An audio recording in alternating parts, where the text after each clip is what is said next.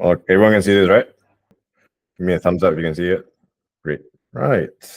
So, okay, so getting actual results in your training program. So, okay, some of you are my clients. Some of you have been my clients. So, I want to talk about how to, despite all that, I want to talk about exactly how you want to get actual results in your training program. Whether when we're talking about nutrition or I'm talking about the workouts training program itself. So, essentially, an overall coaching program and how to optimize it. There might be some stuff that you've already been doing that might not be what do you call this? Not giving you the optimal results. And here I'm going to lay out the foundations on what you should be doing in order to get the best results. And I'm going to show you how exactly I get my clients the best results with the tools that they have. Okay, so an overview. Okay, so this is something that I used yesterday as well when I was talking about the mini cut protocol. Okay, so essentially when we are doing our training program, so when we are training for a certain goal, whether whatever lah, you're in the 6 weeks, 12 weeks, 6 months, whatever. When after putting all that hard work and dieting, okay, at the end of it, because you're not following a proper training program, you're not fully optimizing it, you end up losing your muscle mass. You just end up losing skinny fat, and then you just end up like a smaller version of yourself. So you might start out with like being like overweight, but you might be ended up with still at a lighter body weight, but you're still a bit flabby. Okay, so that's not something that is nice to have, not nice to happen to you, because I've been there, done that. Or worse, after all that, zero progress achieved, nothing changed. Okay, so minus this week's, starting like next week, we have exactly 6 weeks until the first week of December. Okay, so in this training, I'm going to show you exactly how to maximize the results when you get from a coaching program. Okay, so why do people fail to reach their fitness goal? Okay? So essentially what people think is the problem, this is the nutrition part. They think that, when they are going for a fat loss phase, they think the deficit is not large enough. They think that most of the time they're not eating the right food. They think that they need to be hitting the macros perfectly on the dot. Okay, so let's say, for example, you're supposed to hit 170 grams of protein that day. If you don't hit 170 grams, then shit, you're screwed. Okay, I definitely had that mentality. So you don't necessarily need to be hitting macros perfectly on the dot. There's supposed to be like some range that is given. And then one of the mistake that when I first started out, I always think that I'm not getting the right supplement. I'm not getting the proper fat burner. I'm not getting the proper, what do you call this, testosterone booster. I'm not getting the best protein powder. Is it, what do you call this? Has anyone ever felt the same? Has anyone felt something similar before in the past? Yeah. Okay. All right. What do you call this? What is the actual problem in terms of nutrition? So a lot of people do not do this simple stuff. If you already worked with me in the past when we talk about nutrition, I always want for you to start with the maintenance calories. Okay, so one of the things that what people fail to do is when they start their, whether it's a muscle building phase, whether it's a fat loss phase, they never start at the maintenance calories first with the right macros. This is the reason why you want to start at a maintenance calories, especially for a fat loss phase. You want to start at a maintenance calories because maintenance calories will be your 0.0. So that, let's say, for example, your maintenance calories is at 2000 and you are weighing at 70 kg, for example. Then for you to be losing about, what do you call this? About grams of a week. Yes, about 500 grams of fat a week. So roughly you need to be about anywhere between 3,500 and 3,700 calorie deficit in a week. So how do you know? You need to know exactly how much. So that means about 7 days, roughly about 550 to 600 calories of deficit per day they need to be. So how many calories do you need to deduct that 500 to 600 calories from? So you need to know that exactly.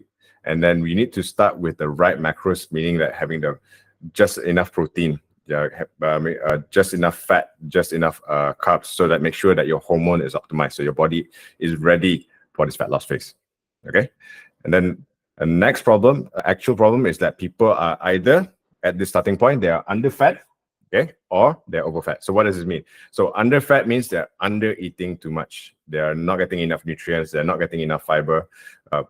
So this is when you are in a prolonged period of time when you are dieting, you go through something what we call metabolic adaptation. So metabolic adaptation is where what people consider to be like, you're metabolically broken, or you have a broken metabolism. Okay. It is very unlikely that you have a broken metabolism unless you are diagnosed by a specialist and a doctor. And that is usually whether you have like a thyroid issues, okay? Whether you are hypothyroidism or you got hyperthyroidism. So that's a completely different medical condition. But more often than not, people are just metabolically adapted at being at a lower calorie. So how do people usually are being metabolically adapted? So if you're under eating by a lot, your body tend to compensate by moving less. So throughout the day, it doesn't feel like you're eating, even though you feel like you're not eating a lot, but you are also moving less throughout the whole day. So your deficit, sometimes whatever deficit that you created by not eating as much ends up becoming zero. So I mean, there's no deficit whatsoever. Or when people are starting like a what do you call this, a muscle building phase, they end up eating way too much, and then they end up gaining too much fat in the beginning as well. Okay, so the next one, the actual problem when it comes to nutrition as well, when you focus on the extremes, either you can be super clean, okay, that means like there's no flexibility in your diet whatsoever, or you can go on the other end where you start with super unhealthy. So both can actually get you results, but the problem is that it would lead you to a poor relationship with food. It will come to a point where you only eat clean food, where you are not able to enjoy life with your family, especially when you're dieting. Unless you are preparing for a bodybuilding show, this should not be eating like a super clean kind of thing is not something that you should be focusing on. There must be some give and take in terms of dieting, unless you're going to go through a specific sharp 6 weeks mini cut, boom, okay, that's a different story, because you have a goal for it, or you want to prepare preparing for a show, then yes. But if you're looking for a long-term sustainable kind of thing, you want to take it easy, you want to still to be able to go to work and not be as stressed because you're dieting, that is something that you want to avoid. So something that I promote usually is about an 80-20 rule. So 80% what do you call this, whole food, and then with 20% flexibility of having like things that you love still, whether it's pastries, whether it's cheesecake, whether it's chocolate. So when I am currently in my fat loss phase right now, I allow myself to still have what do you call this, some chocolates in my diet. So because that will still keep me sane. So there are things that I need to sacrifice, but these are kind of things that I can live without. So I can live without rice. I can live without noodles, and it's very hard for me to live without chocolate. It's going to be very hard for me to live without sometimes like croissants. So those are kind of things that now cheesecake especially. So those are kind of things I will put plan around in my diet. So this will help keep the diet sustainable. Okay, and this will also help me to not have a poor relationship with food. Whereas this cannot. So this kind of thing is something that people usually face when it comes to dieting and nutrition, and also where in terms of lack of accountability. So there is a difference between eating clean, and then there is also a difference between knowing how much you're eating. You can still eat clean, but you can still gain fat. Okay, because what matters at the end of the day when it comes to in a fat loss phase is going to be in a calorie deficit. How you achieve the calorie deficit is a completely different story. But just eating clean, if you're still eating a calorie surplus, you will get fat. You still get fat no matter what. Okay. Now, next part, what people think is a problem when it comes to training program itself. So there is people out there. There are people out there who believe that okay, there needs to be a program that is super specified for their body types, which is true. If you are someone who is injured, if you have some point of disability, those are kind of things, it's a completely special case. But if you are a regular human being, there's no injuries that you're facing, there's no like specific mobility limiting factors, and that you don't exactly need like a super specific training program. The training program should be customized to your what do you call it, your training ability, yes. But if you're thinking about, okay, I need to be, my body type is a mesomorph kind of type, my body type is an ectomorph kind of type. So if someone is trying to tell you that you need to work out according to your body type, that person is scamming you. Run the other way. Okay. And then there's also people think that the program doesn't have enough cardio, the program doesn't have enough training volume. You feel like they're not doing too little of a volume. Because of this, they feel that the program isn't getting the muscles sore enough. Then therefore they feel the program doesn't feel hard enough, and then they have this kind of mentality like, if I'm not gassed out lying down on the floor, then did I really work out? So when I was training as what do you call this? In MMA, when I was doing CrossFit and so on, I did have this kind of mentality. It was quite unhealthy. So when I feel that I did not do enough work, still keep going up. And then at the same time, because I also wanted to focus on losing weight as well during the MMA days and CrossFit days. But what I failed to realize back then, so this was over 10 years ago, is where that actually impacted my recovery. So your muscles, your strength, your muscle mass, everything grows when you are recovered. So when you are sleeping, when you're resting, that is the time when your body grows. We break down our muscle, we break down our body in order for us to grow and recover with the sufficient amount of nutrients and then sufficient amount of recovery. So what the actual problem is, what I've seen as a client, as a coach in the past 10 years is that I feel that when people actually do the training program, that whether I provide to them, whether whatever they subscribe online, whether the ones that they go to a training class, they're not training hard enough. They're not pushing hard enough. So when you are trying to stimulate some gains, when it comes, you need to what do you call this? You need to train close to failure. Specifically, we're talking about muscle building. So muscle building is essential when it comes to looking good, getting bigger, or in a fat loss phase. In both ends, you have to work close to failure. Now, we're not talking about strength specific. So strength specific is different story. But when your goal is focused that you want to get leaner, you want to get that tone look, you still need to focus on muscle building. And so in order to build muscle, you need to be able to train hard enough. How hard? Okay. If you work with me in the past, I would have said anywhere between 7 to 8 out of 10 intensity. Now, 7 to 8 out of 10 intensity varies from different individual. So you need to know what exactly is a 10 out of 10. So this is what we call RPE, so rate of perceived of exertion. So 10 RPE means there is no fucking way they can do one more rep. So 7 or 8 RPE usually feels like you have about 3 or 2 reps left in the tank. For some people, RPE 8 might feel like a 2.5. So it varies within the individual. So how do you want to know what exactly is a 10 out of 10? You need to be able to one day, when you're doing your training program, you need to push yourself, and don't do it with a compound movement. Do it with something like a safe, like a cable machines or like plate loaded machines. So you want to find out what exactly failure feels like. Okay, especially, and try to do it with the coach as well. So what is a 10 out of 10? So when you know the intensity 10 out of 10, then you can gauge what exactly is how it should feel with the other movements. So what people, when I've coached for the past 10 years, when they say that, oh no, I feel like I only got 2 reps left in the tank or 1 rep left in the tank, there's no way I can do more. More often than not, okay, they will have at least 4 to 5 additional reps. Okay? At the bare minimum, 3.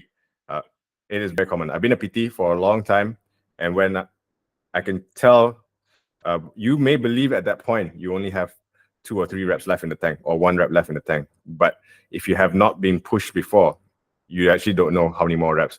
Your body is stronger than your mind thing is. So usually your mind will give up first. Now, there's also another end where you are training too much. This is what I was talking before. So if you train too much, we're talking about too much volume and spending too much time at the gym. So if you are training too much, there's something what we call a junk volume. Something, if you usually when it comes to like certain body parts, you do anywhere between 10 to 20 sets of per muscle group usually. So if you're working out your chest, you're doing about, let's just say your sweet spot is about 12 sets per week. So 12 sets of chest usually will be about, let's say for example, what do you call this? Like one day you do 4 to 5 sets. You can do 3 sets of flat bench press, 2 sets of incline bench press, for example. And then you can repeat the process again on Thursday or Friday. So then you get about 10 to 12 sets there. But some people like to do like 20 sets. Okay, chest day, back day, leg day, arms day, and then they do as much volume as possible, they end up going into something what we call a junk volume. So that junk volume is completely useless, actually detrimental. Then it can actually make you lose gains, actually. So this is something that you want to watch out for. The next one is going to be constant changing of the program. So for your body to build muscle, you need to go through something what we call progressive overload. If you want to build muscle, week by week, you want to try to challenge the same thing that you do. So usually if you are working with me, so I will provide you with a training program anywhere between 3 to 4 weeks, sometimes maybe 5, where week after week, you just want to do better than the previous week. And then when the second week comes, you want to so first week done, then the second week done comes, you try to beat the first week. And then when the third week comes, you want to try to beat the second week. Okay, so this is how we progressively overload, and this is how we build muscle. We break down and we get stronger every time we do the same workout. When you are doing this workout, you want to make sure that the increment that you do, it doesn't have to be like super. It doesn't have to be like every time you come back, you have to increase by 20%, 30%. An improvement as you get more advanced, like at my stage, anyway, an improvement between like 2%, 3% is already good enough already. Because once you hit your certain limit, 2%, 3%, 1%, sometimes it's going to be very hard. So if you are in the beginner to early intermediate stage, you probably want to focus on just getting about like 5% increment, 10% increment. But the newer you are, the more increment you will get, especially in the beginning. So that can go up to 20, 30% each time you do the same workout. Okay. If you are also constantly searching something new and constantly changing a program, so this is what I call something like a rojak planning. So if your training program is like rojak, your body also look like rojak. It's a mix and match and everything. So there's no proper structure. Okay. And then finally, you have a lack of personal accountability. There's no one to actually keep you accountable. There's no one telling you that, hey, why your strength is not progressing, your workout is not progressing. Are you actually pushing hard enough? Show me your form, stuff like that. And then if you say that, then maybe like on the days where you don't feel like going, then you need to have someone to tell you, hey, okay, just because today you don't feel like going, okay, does not mean you should quit. Okay, there's certain days where you should, even if you don't feel like showing up to the gym. Okay, discipline will always outtrump motivation. Your motivation will always be limited. So you need someone to keep you accountable. So this is something that you can expect when you are actually addressing the training program, when you are addressing your nutrition. So there will be, whether your goal is muscle building, whether your goal is to get toned, whether your goal is just pure fat loss, it all comes down with having a proper training program, and it all comes down to have a proper nutrition plan. So how exactly do we achieve this? Before that, am I going too fast? Does anyone have a question? CJ. Hi, Riz. Sorry, I was a couple of minutes late joining, so maybe you answered this. Sorry? You talked about maintenance calories. Is Yep. there a way of figuring out what your maintenance calories should be? Yes, there is actually. So I did share it yesterday. If you watch the video on the mini cut protocol, there will be a section that I explain to you how to get the maintenance calories. Understood. All right. Awesome. Thank you. So I could tag you on the Facebook later. Thanks. Any questions so far? Sarah, Angela, Daniel, John, Brian, Emma. I need a drink. I think I talk too fast. If I'm going too fast, please let me know. I'll take that as a no. Okay. So how exactly do you achieve that? So whether it's 6 weeks, whether it's 12 weeks, whether it's 6 months, whether it's 1 year or more kind of coaching programs that you do, okay, there must be a structure, and then there must be an accountability.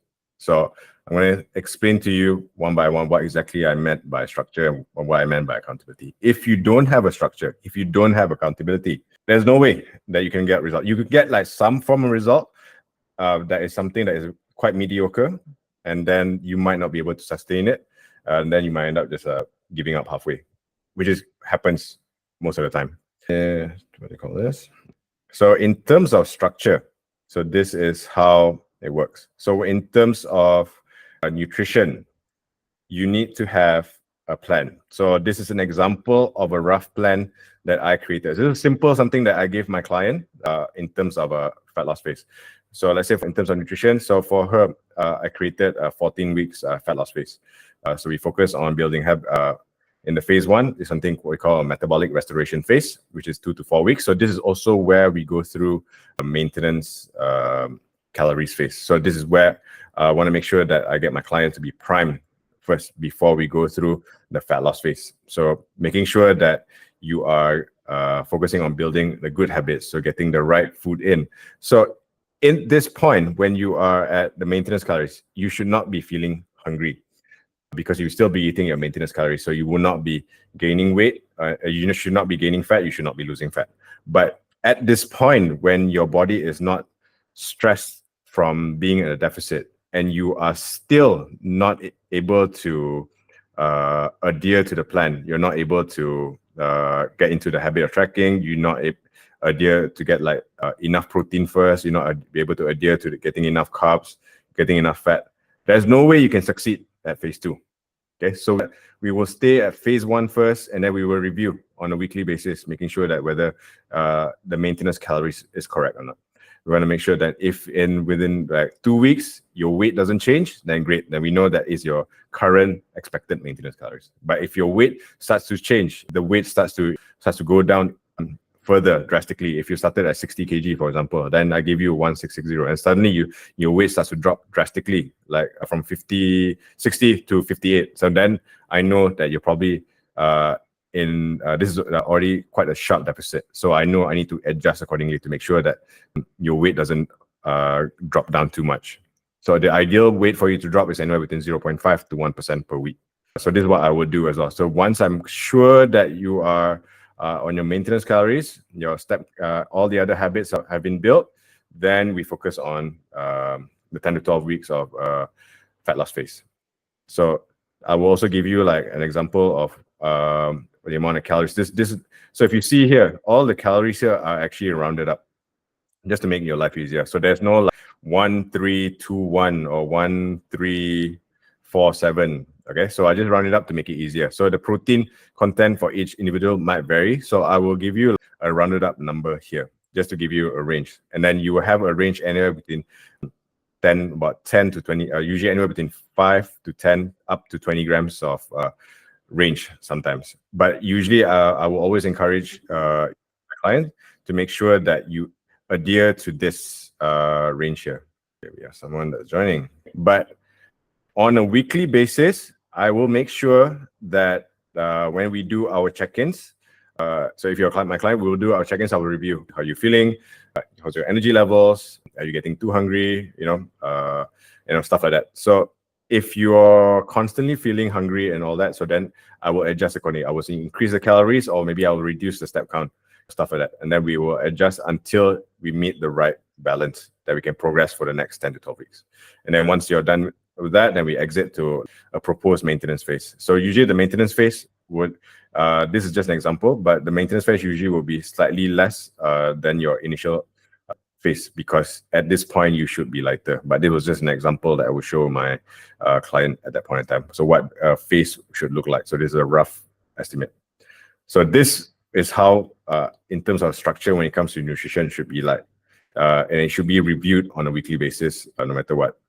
Based on your body weight, based on your progress photos, based on how you feel, based on your performance, and so on. So all this, there is a data-driven process when it comes to this. And then when it comes to like a training program, there will be what do you call this? A structure based like this. So I've already explained to you in terms when you're doing a training program, there will be some phases. So anywhere between 3 weeks, 4 weeks, 5 weeks, in order to ensure that proper progressive overload. So this will be an example that I give to my clients. So you have like week 1 to week 4. So you have like, for this one, my client that does 4 times a week, we have a lower day, upper day, and second lower day, and then second upper day. And then once that 4 weeks is done, then we move on to the next part, where then we have week 5 to week 8. So we have day 1, day 2, day 4, day 5.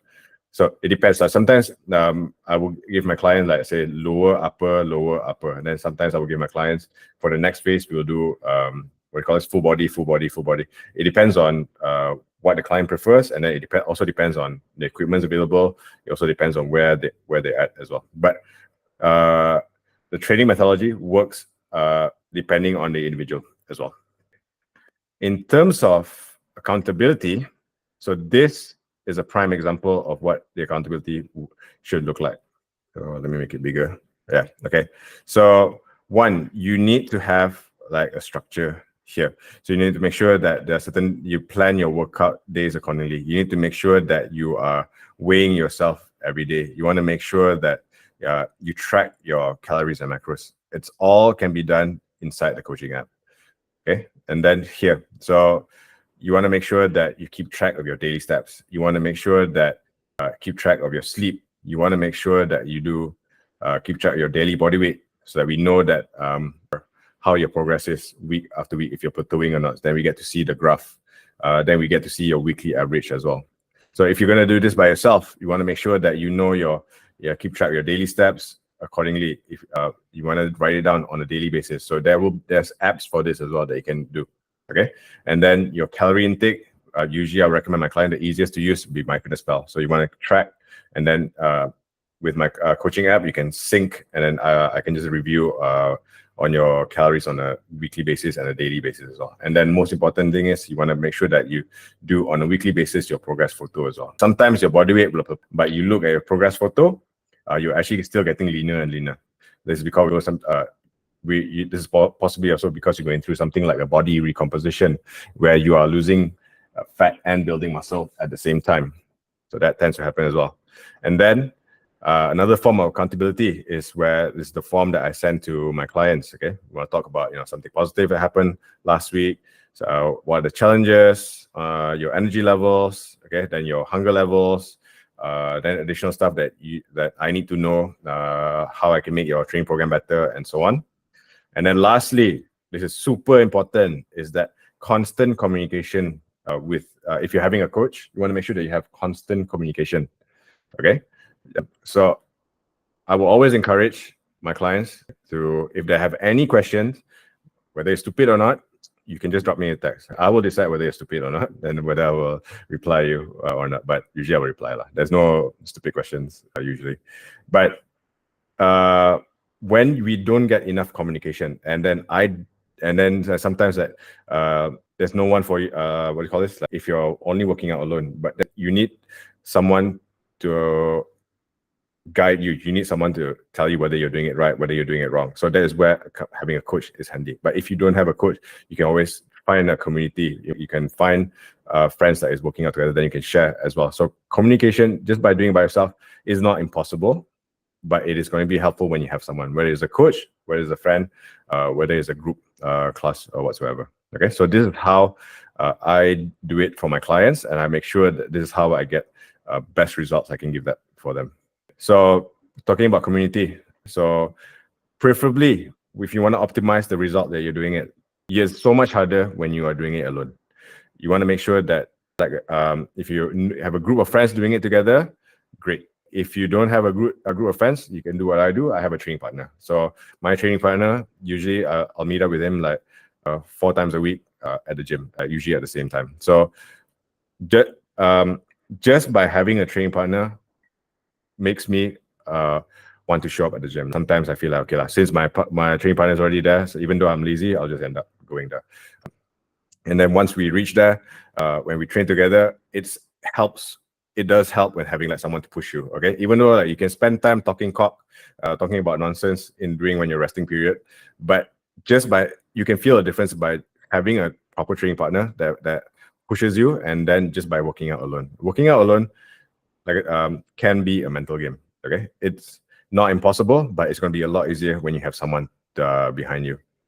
So the point is also it will help to keep each other accountable.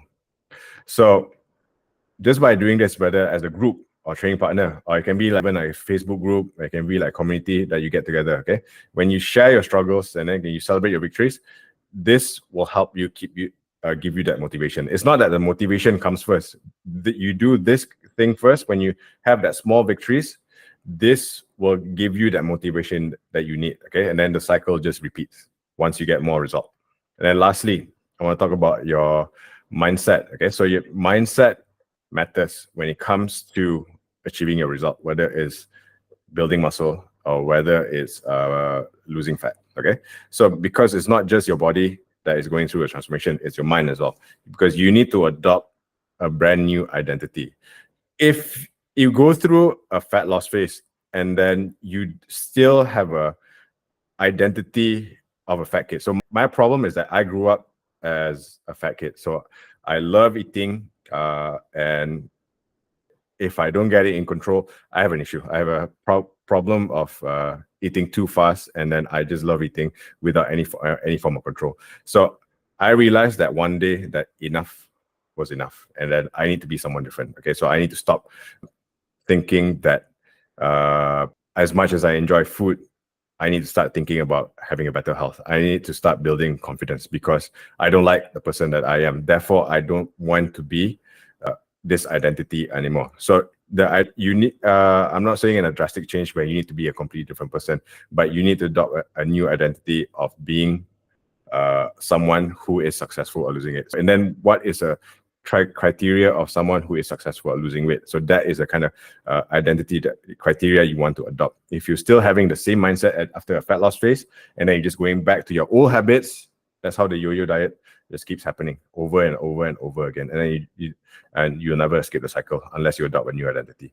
And then this is how pretty much essentially when I talk to my clients, my successful clients that have been with me for years, this is the kind of mindset that they have pretty much.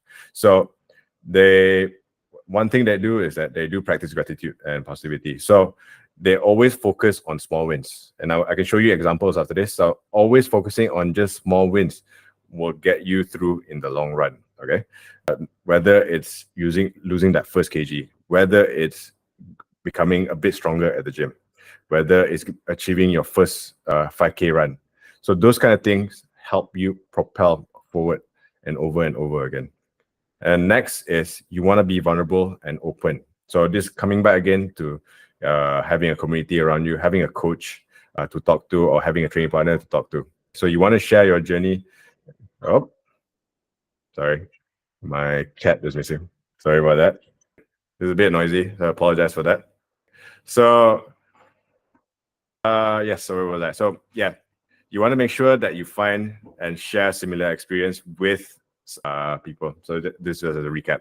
And then you want to make sure that you commit to a lifelong change. So the progress that you make in the next few months, whether after this challenge, you're talking about, you want to go something, you want to focus on a 6-week mini cut that I told you. You want to focus on the a new 3 months challenge. You want to focus on a 6 months coaching program. You want to focus on 1 year.